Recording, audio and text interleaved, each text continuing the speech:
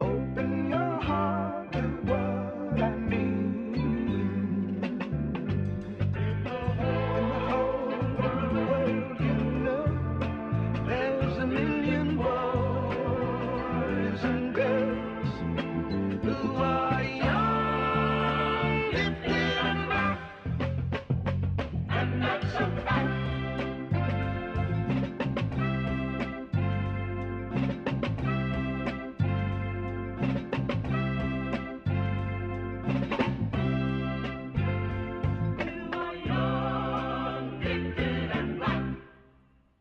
We must begin to tell our young. There's a world waiting for you. Yours is the quest that's just begun.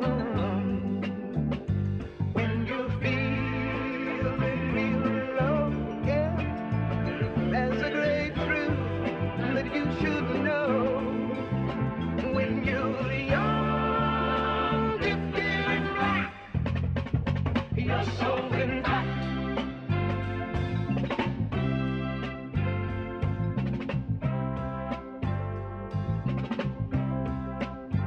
How to be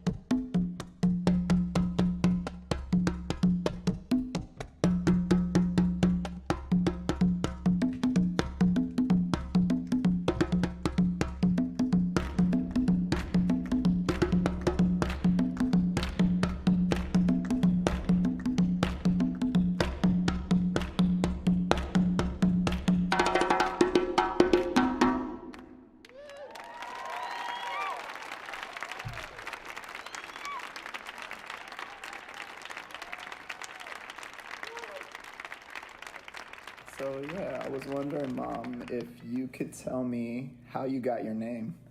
Well, I was born in December 1953, and I was almost named Ave Maria by my dad, but my mom, she named me Sherry Teresa. Her name is Teresa, and that's my middle name. And Sherry, spelled like the wine, is my first name. And from what I heard, she drank sherry wine during her pregnancy. You know, and when I was born kind of a wine color. Oh, wow. Yeah. And it took maybe 6 months for it to wear away. Oh, wow. I never knew that. Yeah. Yeah, sherry wine. It's different times Yeah. than, like, a glass of wine is actually healthy. A glass of wine a day is actually healthy, they say. But they say not to drink alcohol during pregnancy. Yeah. But Mom, you know, she drank sherry wine and she named me Sherry, and then I had of course, nobody had any idea that I would come out red like that. Okay, I got a question. Do y'all know what your names mean? Neela. Yes, your name is Nia Law. Nia, your name also means purpose. How did you know? Nia, purpose. It's just like when we celebrate Kwanzaa. Daddy told me my name means for princess.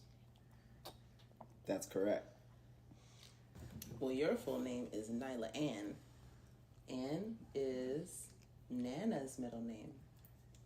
So you carry the tradition of holding your grandmother's name. My mommy, Marjorie Ann Lawrence, Sargent. What does mommy's name mean? My full name is Mariama, which means gift from God. And guess whose middle name you have, Nia? What? You have Auntie Mila's middle name. Maybe that's why you two have such a strong connection. Your name is Nia Imani Law. Let me hear you say your name. Nyla and Law. There you go. Yeah, say it loud and proud. Nyla and Law. That's right. All right, your turn. Nia Inani La. Yeah.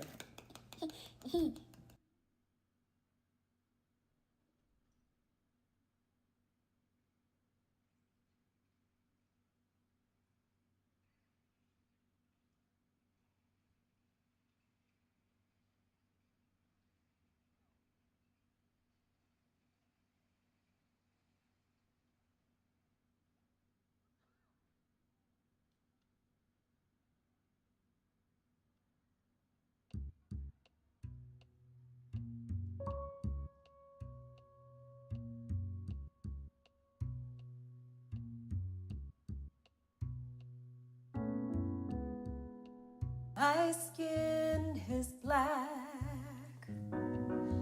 my arms are long,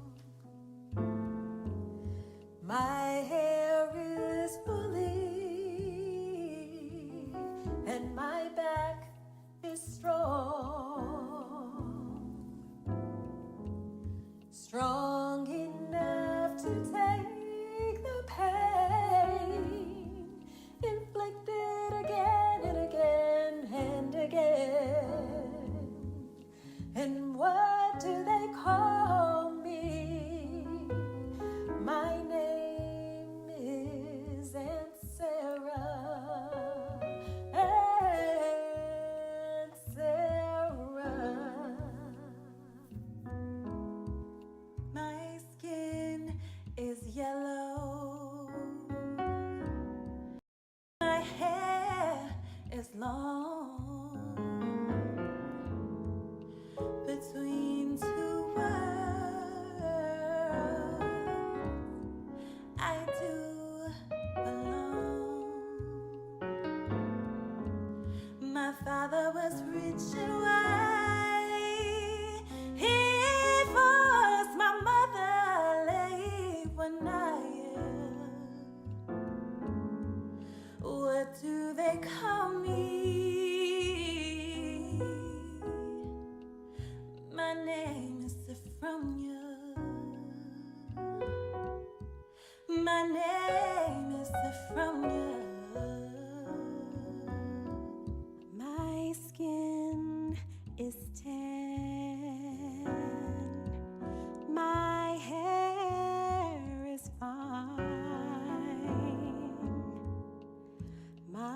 lips invite you, and my mouth like wine. Whose little girl am I? Anyone with money to buy? And what do they call me? They call me sweet thing, sweet thing.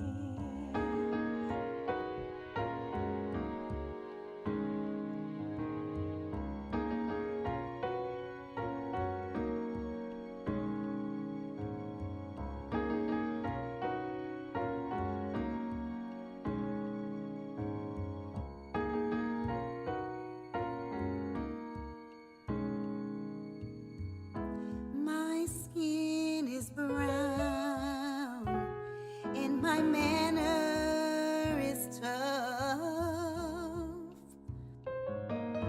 I'll kill the first mother I see. Oh, my life has been rough. I'm awfully bitter these days. Yes, my parents were slaves. And Sarah, what do they call me? My name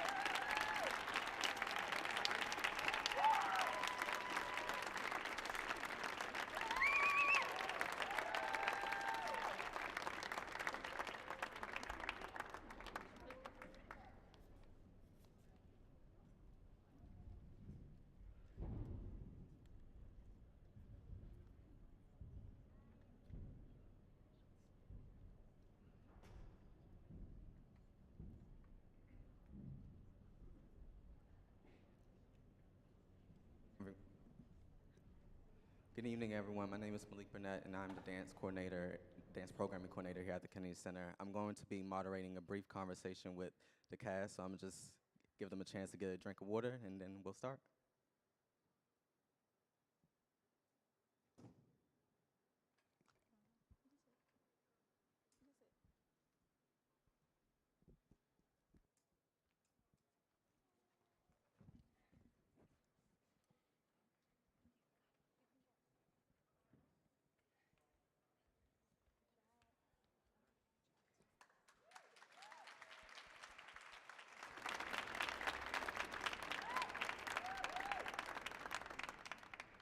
So I just want to start off by thanking each of you for such brilliant work tonight. I've had the privilege of watching their rehearsals and also standing in for Chris during rehearsal. But Chris and Amr are also my former instructors, so it's been awesome just seeing them from youth and then growing up, seeing them. It's been awesome seeing you, too. So in knowing you both for so long, I always say that you're the epitome of the yin and yang, but I also know that was the inspiration for your costume choice as well. But I want to go back even further, even before Project Karma. Can you share a little bit of the arc of your choreographic process as individuals, and then how you both found a rhythm with each other? Okay. Hi, everyone. My name is Amma. Can we introduce everybody? Okay. My name's Amma. My pronouns are she or they. I'm a co-director and dancer in Project Karma.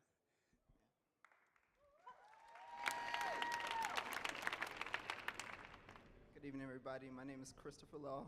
I'm the other co-director of Project Karma. Pronouns him, he. Yeah. Hi, good evening, everyone. My name's Emerald Holman. My pronouns are she, her, and I just was looped into Project Karma recently, and I met Amala at Bates Dance Festival. Good evening, everyone. My name is Mallory Moore. This is my god sister. So I basically known her from birth. Literally from birth. To watch her here is amazing. It's a blessing to be next to my god sister and working with her. I'm him, he. That's it.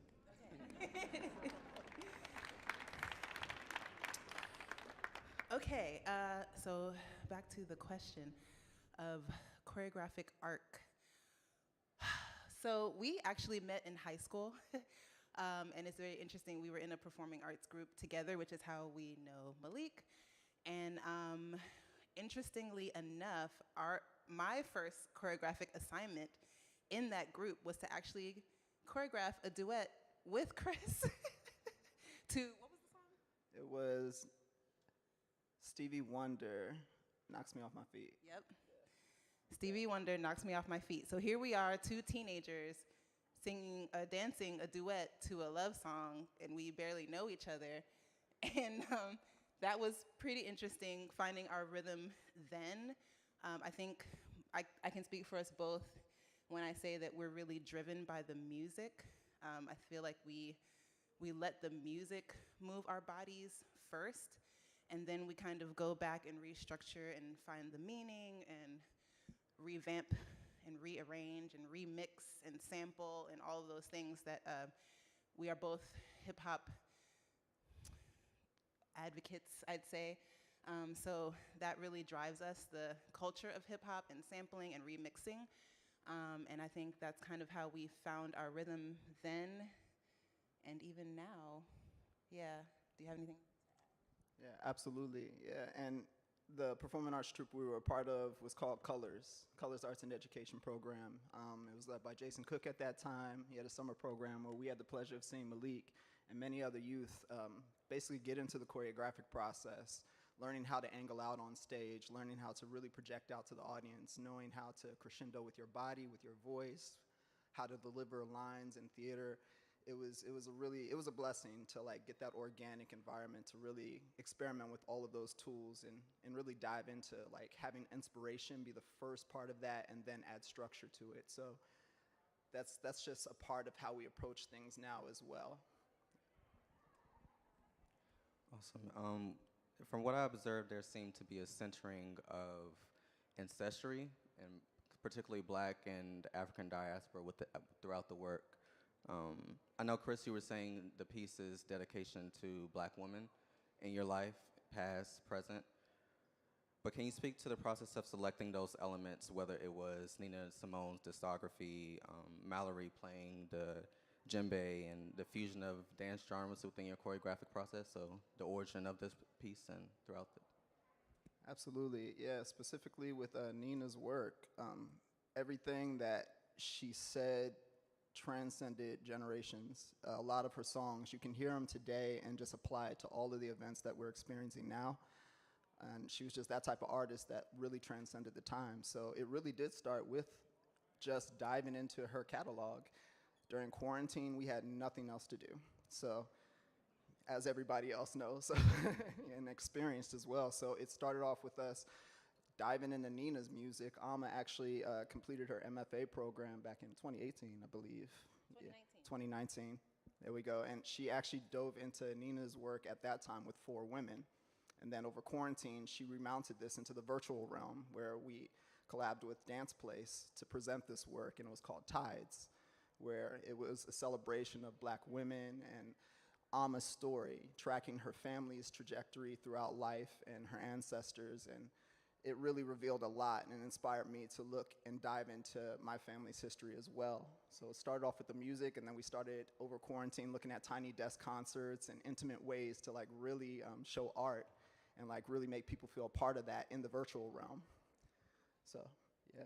I feel like this concert, this presentation, this work in progress is our beginning of our own little tiny desk, having Mallory doing the djembe and blessing us with all his rhythmic ability and just meshing in our West African dance training, because we both grew up in Conqueron West African Dance Company, and I feel like that's a really big influence. Our parents, my parents were in the company, and his mom and my mom were our best friends. Both of my parents have since passed, but are still very present and still really huge inspirations to my work, and I'm sure to you as well. And one of the tracks in talking about diving into your family history, one of the tracks when you heard Chris interviewing his 4 women in his life, he's the only man of the house, with myself, our 2 daughters, and his mother, and we all live together. So we really wanted to show a bit of like his 4 women that are currently in his life, paralleling that to Nina Simone and the 4 women that she talks about, and the meaning behind our names, what's in a name, the fact that Nina says, "they call me," meaning like that might not even be the name that those particular 4 characters in the song chose for themselves, but they call me Peaches, they call me Sweet Thing. Yeah. Mallory, do you want to add to that and how we collaborated with Akonkon? I put you on the spot. So I would say that just listening to their ideas and what they brought to the table in terms of the approach of the dance, I just thought it was convenient to use that rhythm, Akonkon, because it vibed with the Nina Simone track. Also, it vibed with them and what they wanted to do on the dance floor. So West African music for us is like our staple. It's what we know first and foremost. And with that, of course, growing up in Washington, D.C., you also have the go-go history and the culture. We have all of that we grew up listening to, and just putting it all together here is just letting you know that we're trying to set a different trend. We're trying to do something different for the kids, give them something different outside of the same old style of music that they're like intrigued in. That's it. Yes, Emerald. And I also think that we can see so much beautiful musicality throughout Ama and Chris's choreography, and it gets to a point where the music and the movement start to blur, like those lines are blurred, and I think that's where I kind of come in as far as like the percussion and just where the music and the dance are one and the same, and they're not necessarily separate all the time. So the percussion and the stepping that comes in. Yeah, I actually wanted to speak to the choice of breaking from Nina Simone to Mallory's playing. What was that process of that selection of? I don't know. It just kind of happened. Yeah, I wouldn't say that was more of a. I wouldn't say that was a process. It was me really thinking about what's the best rhythm to tie on to the Nina Simone. So I chose a concon as the most comfortable rhythm. There are over 1,000 rhythms in West African culture, but just to pinpoint their feeling in the music, I thought that was the best rhythm. Also, to add to that arrangement, it was originally danced to Nina Simone's Funkier Than a Mosquito's Tweeter.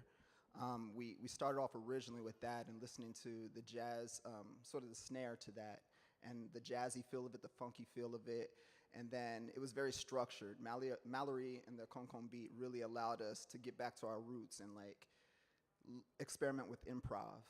It was not choreography at all, but it was cues that he would give us on the drum break, and it allowed us to get out of a structured sort of realm and really play around with the beat and experiment with different movements and also communicate with him via the movement and like really sync up with the beat. So it was really interesting in getting into that process and seeing that build. I have a couple more questions. Emerald, I actually want to come to you. What was that exchange between you and Mallory? What was that during rehearsal process, and what was it like actually performing? Thank you for the question, Malik. In a similar way, it was supposed to be just a riff off of one another's feelings, where the beat was coming from. I felt like coming out of Nina Simone and having that very strong ending character of Peaches, that I wanted to enter the space with a lot of fierceness, a lot of strong black woman. Just that was the figure that was left and was very visible for me, and then also merging that into the excitement that comes with the rhythmic beats and the music, and how it just makes you feel alive and gives you an out-of-body experience. And so that was pretty much the trajectory from beginning to end of the step portion. So yeah, I hope you guys enjoyed it. I also want to add, like, kudos to Peter Leibold, our lighting designer. Give him a round of applause, because Peter is, I mean, I feel like with any work we do, we try to really, each element is a collaboration. It's not just like, oh, you're gonna sit on the side and be my accompanist. No, we really try to collaborate with each piece, including the lighting. So Peter had the really awesome idea of having me here and with the shadow, and then having Emerald kind of step into that last character of Peaches, and like literally replacing the shadow in the same spot to tie that all together as a seamless sentence in the part of the paragraph and the whole narrative. Ancestry. Yeah, ancestry and shadow and reaching back to our ancestors through the lighting and the shadow as well. So I have one more question. If anyone can finish this sentence, I feel the most powerful when I'm dancing. Making music with my body. Drumming? I'm gonna break the rules. I can't put this into one statement. So I'm most happy when I'm creating with my family. And the reason I say that is because family really contributed a lot to this process. The vocalists that you heard are all our sisters: Kimberly Dowdy, Jennifer Wade, Jamie Carter, Keitha Shepard. They laid it down on that 4-woman track. And I would be remiss if I did not bring up their names, because they are so amazing, and I'm so glad that they contributed to this process and gave us that beautiful arrangement. So thank you so much to family.